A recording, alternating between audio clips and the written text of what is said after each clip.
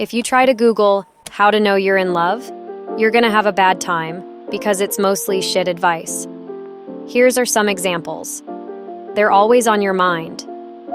This is infatuation. If someone's always on your mind, you're not focused on other really important things. And that's a problem. Real love fits into real life, rather than usurping it. It's calm, not overwhelming.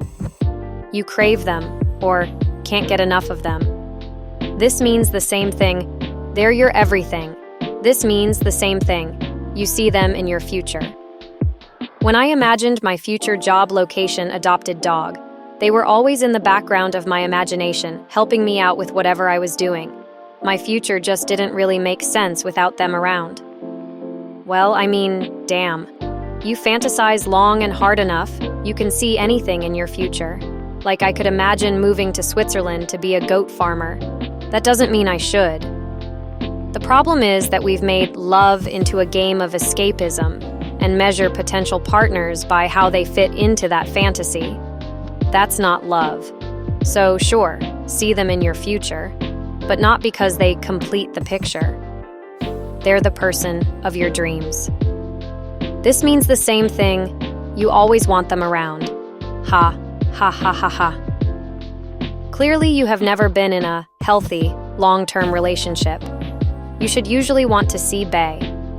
But love isn't always wanting to. Sometimes you need a minute. Sometimes you need to work or do other things. Or damn, just be. Don't think it's not love just because sometimes you want space. You'll do whatever it takes to impress them. Well, that's scary. Why you trying so hard? Loving isn't impressing. You're scared of losing her, of never being with another woman.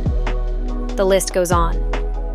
Healthy love doesn't involve fear of loss. That's attachment.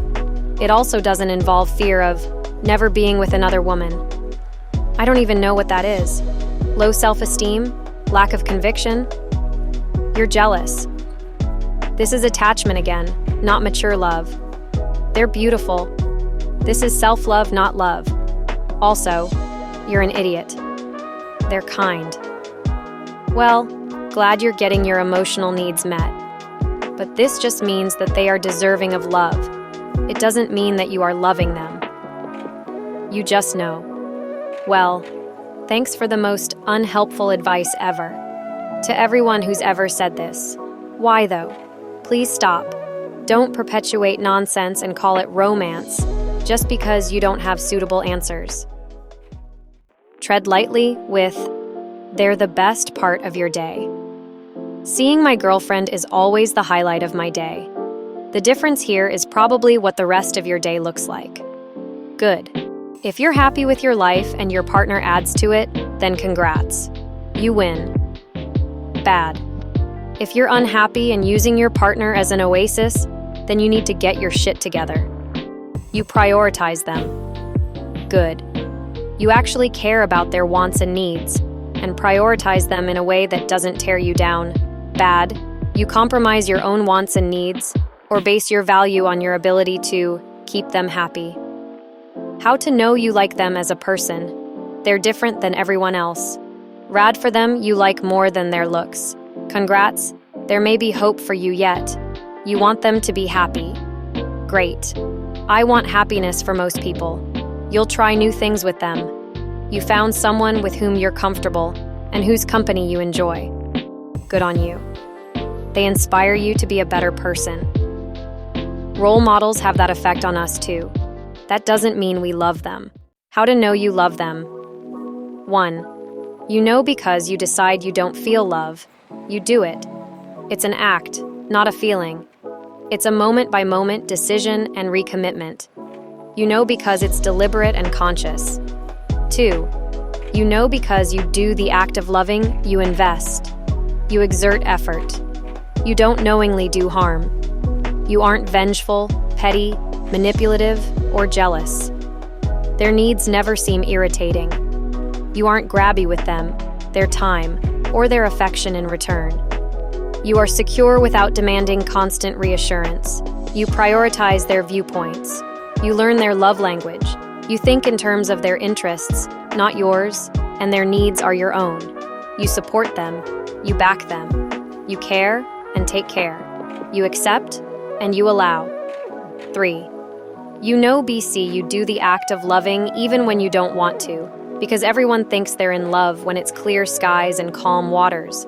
But watch them when the storm hits. You know, because you love even when you're pissed. It's love if you don't fight, you disagree. You love if your objective is reaching an agreement, not picking a winner. You love if you don't get defensive, insecure, or manipulative. If you don't keep score. If you don't hold grudges. If you don't take back your love as punishment. You love if you seek to understand before being understood. Listen and honor what they share. And you don't double down with your own issues. If you act like you're on the same team, you listen, you compromise, you apologize, you forgive. You know because you love even when you're hurt, especially honoring and respecting their wants and needs, even when they include breaking up. What we should really be Googling is how to love, not how to know we're in love. We like to differentiate between being in love with and loving someone. But being in love with is infatuation, and infatuation means nothing in getting real love. So if what you want is real love, then how to is all that matters. You know because you decide. It's love when you do it. All the time.